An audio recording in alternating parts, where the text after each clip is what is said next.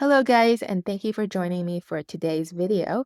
Today I'm going to be talking about the 5 mistakes that every project manager should avoid. And if you're new to this channel, please like and subscribe. It will help me out a lot. My name is Helena, and I have been a project manager and coaching project managers, scrum masters, and product owners for the past 10 years.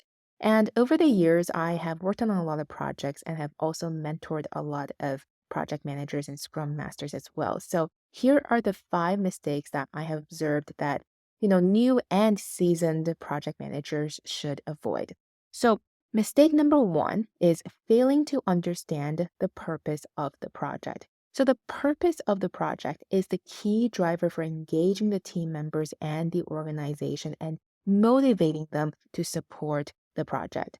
The purpose of the project goes beyond the deliverables and the timelines and the deadlines. The purpose transcends the project team, if you will. So it is your job as the leader of the project to communicate and to motivate each team member. For example, let's say that you have a project and it is to create a new banking application out for the European market. One team member may be really excited about the financial aspects of the innovation, while another team member may be really thrilled about coding in a new language, while another one may be really thrilled about offering a new product to a new customer segment. You have to really understand what the purpose of your project is, and the best person to help you do so is the project sponsor. The project sponsor is the person who will be accountable for the project. It is important that you have a solid relationship with the sponsor.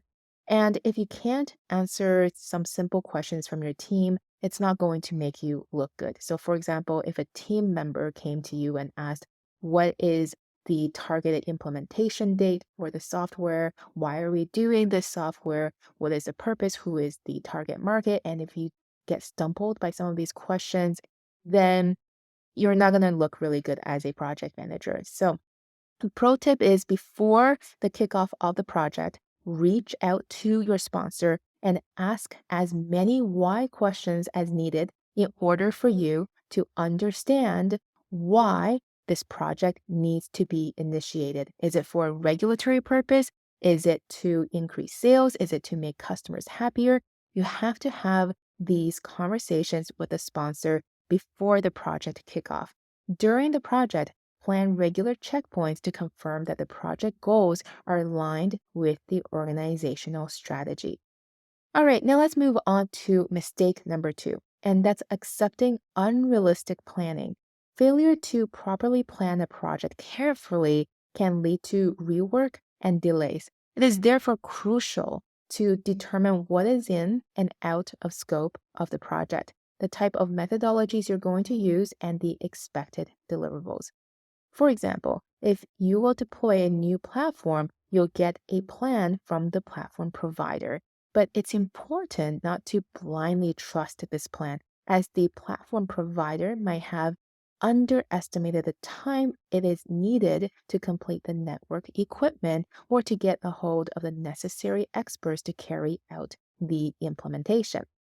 So what you need to do is to ask a lot of what if questions. So what if this risk arise? What will we do? What if this issue arise? What are we going to do then? So during the planning process, really make sure that you account for risk and issues that may occur, and this will allow you to be better prepared. You also want to talk to many experts and get their opinions, and you also want to check with your team in order to see if they have identified any issues that could set your project back.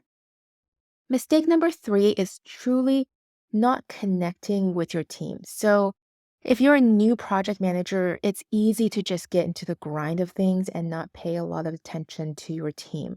But if there's a conflict that arises, let's say between 2 team members, and you didn't see it, it could derail your project. And it could mean that the team members are not being as effective and productive as they could be.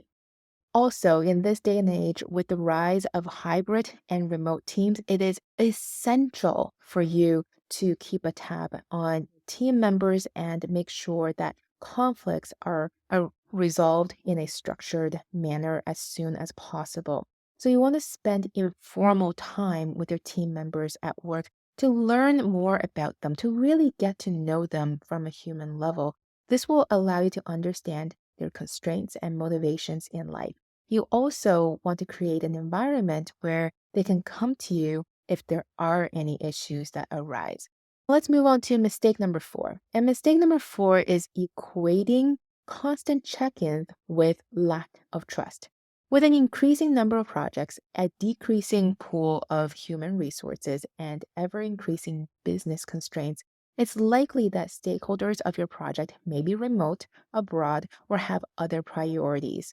I remember once from experience that I was managing a project where the teams were located in two separate offices and they were also allowed to work from home. And I didn't schedule regular check in meetings with everyone on the team. It was more on demand. I thought that if they had any problems, they would come to me. I was also thinking that if I didn't have the regular check in meetings, this would give the team more time to work. So this would be good and more beneficial for the whole team. This turned out to be a huge mistake because one day when I was speaking with the project sponsor, we actually uncovered a lot of issues.